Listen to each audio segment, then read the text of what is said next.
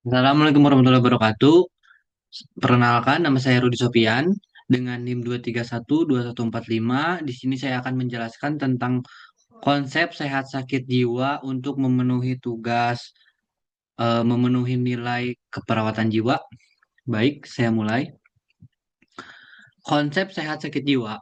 Sehat sakit jiwa, itu seperti kemampuan individu menyesuaikan diri sendiri, orang lain, masyarakat dan lingkungan, adanya keharmonisan fungsi jiwa dan kelangsungan menghadapi masalah dapat dinilai dari prestasi kerja, hubungan interpersonal, penggunaan waktu luang. Selanjutnya ada ciri-ciri sehat jiwa. Menurut Jahoda, sikap positif terhadap diri sendiri. Selanjutnya ada tumbuh kembang dan aktual, integrasi kemampuan mengekspresikan ekspresi dan refleksi, konflik internal dan eksternal, regulasi mode seimbang, otonomi menentukan diri sendiri, seimbang antara mandiri dan ketergantungan. Lanjutannya ada persepsi realistik, mampu merubah informasi baru, sensitif, respek terhadap perasaan dan sikap orang lain, menguasai lingkungan, mampu mengadakan hubungan baru. Menurut WHO, yang pertama ada mampu menyelesaikan secara konstruktif, dua memperoleh kepuasan diri, tiga lebih puas memberi dan daripada menerima, empat hubungan interpersonal saling memuaskan, lima kekecewaan sebagai pelajaran, yang keenam adalah bermusuhan diselesaikan dengan kreatif dan konstruktif, tujuh itu memiliki kasih sayang. Ada juga menurut Abraham Maslow, yang ke satu adalah memiliki persepsi realitas efektif. Dua, menerima dari diri sendiri, orang lain, dan lingkungan. Tiga, spontan. Empat, sederhana dan wajar. Yang keenam ada perawat itu dapat mengevaluasi diri dengan seperti status fungsional, yaitu tugas dan fungsinya sehari-hari sudah dipertanggungjawabkan dengan benar, status psikologis, kesejahteraan jiwa, status klinis. Motivasi merawat klien dengan gangguan jiwa, yaitu ada gangguan jiwa tidak pernah merusak seluruh kepribadian dan perilaku manusia. Kedua, ada perilaku selalu dapat diarahkan. Tiga, perilaku dipengaruhi faktor yang dapat menguatkan dan melemahkan. Prinsip asuhan keperawatan kesehatan mental. Yang ke satu ada menerima klien apa adanya. Jangan menghukum, berpusat pada asuhan keperawatan, respek terhadap individu, hargai individu, memperhatikan nilai dan keterbelakangan klien. Yang kedua ada usahakan mengerti pengalaman klien. Seperti menenangkan hati klien dengan cara profesional, empati, ajak mengerti hikmah, beri feedback yang positif. Kelanjutannya ada menggunakan diri sebagai terapeutik, temukan kelemahan dan kekuatan kita, temukan kelemahan keterampilan kita, periksa perasaan sendiri, catat reaksi orang lain, tanya pada orang lain tentang diri kita, perhatikan ide orang lain, belajar tingkah laku dari orang lain. Selanjutnya kita membahas tentang konsep model keperawatan kesehatan jiwa. Keperawatan kesehatan jiwa adalah area khusus dalam praktek keperawatan yang menggunakan ilmu, perilaku manusia dan diri sendiri secara terapeutik untuk meningkatkan, mempertahankan, memulihkan kesehatan jiwa klien dan meningkatkan kesehatan mental masyarakat di mana klien berada.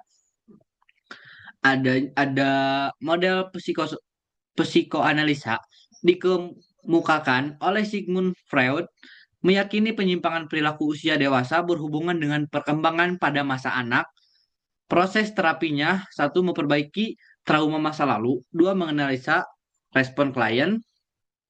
Model interpersonal dikemukakan oleh Harry Stack Sullivan dan Hildegard Pavlov, meyakini perilaku berkembang dari hubungan interpersonal. Hubungan interpersonal mulai dari dalam kandungan, kecemasan pertama individu saat dilahirkan, lanjutan kecemasan penolakan kritik yang berlebihan akan mengembangkan sistem diri yang negatif. Seperti ini, individu ini cenderung selalu curiga. Dalam hubungan interpersonal, Dorongan yang harus dipenuhi adalah dorongan untuk memenuhi kebutuhan dasar manusia, dorongan keamanan ancaman terhadap sistem nilai. Proses terapinya mengeksplorasi proses perkembangan, mengoreksi pengalaman interpersonal, reduksi, mengembangkan hubungan saling percaya, model sosial, berfokus pada lingkungan sosial, penyimpangan jika ada masalah sosial, MIS, bencana, politik, ekonomi, dan lain-lain. Jika tidak bisa menyelesaikan diri, dianggap menyimpang.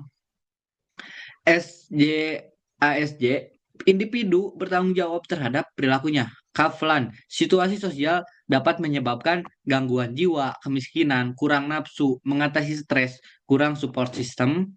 Proses terapinya yaitu prevensi primer, kesehatan jiwa masyarakat,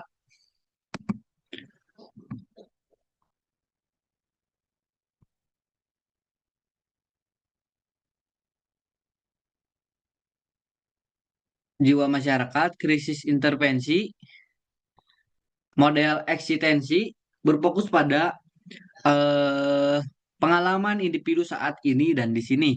Penyimpangan perilaku jika putus hubungan dengan lingkungan, reaksi putus asa, sedih, sepi, kurangnya kesadaran diri. Proses terapinya rasional emotif terapi, terapi logo, terapi realitas, model komunikasi, semua perilaku mengkomunikasikan sesuatu, mengerti arti perilaku tergantung dari kejelasan komunikasi antara pengirim dan penerima, penyimpangan perilaku jika pesan yang disampaikan tidak jelas disampaikan. Proses terapinya ada memberi umpan balik dan klarifikasi masalah, dua, memberi penguatan untuk konsultasi yang efektif, tiga, memberi alternatif korektif untuk komunikasi yang tidak efektif, empat, melakukan analisa proses interaksi. Model perilaku dikemukakan oleh H.J. Eshek, Eshek, J. Wolf, dan W.F. Skinner. Terapi ini dikembangkan dari teori belajar, learning theory, berfokus pada perilaku bukan pikiran dan perasaan, penyimpangan perilaku jika perilaku habitual dan mau belajar ada stimulus. Proses terapinya diidentifikasi, ada identifikasi, teknik relaksasi, assertive training, positive reinforcement, self-regulasi, model medikal fokusnya pada diagnosa penyakit, penyimpangan perilaku jika satu, adanya gangguan susunan saraf pusat, dua, gangguan biokimia SSP, tiga, lingkungan sosial sebagai pencetus. Proses terapinya, satu, pengobatan jangka pendek, pengobatan jangka panjang, terapi suportif, insik mengatasi stresor, model keperawatan, menggunakan pendekatan keperawatan, satu, teori sistem, dua, teori perkembangan, tiga, teori interaksi, empat, pendekatan holistik, lima, teori keperawatan. Dari medikal itu ada susunan diagramnya, ada penyebab, penyakit, muscle case, masalah kesehatan, pengobatan. Di perawatannya ada vulnerability, resiko, respon manusia, asuhan keperawatan. Penyimpangan perilaku difokuskan rentang sehat sakit, dua, teori keperawatan, tindakan keperawatan, dampak hasil tindakan, perilaku adaptif dan maladaptif.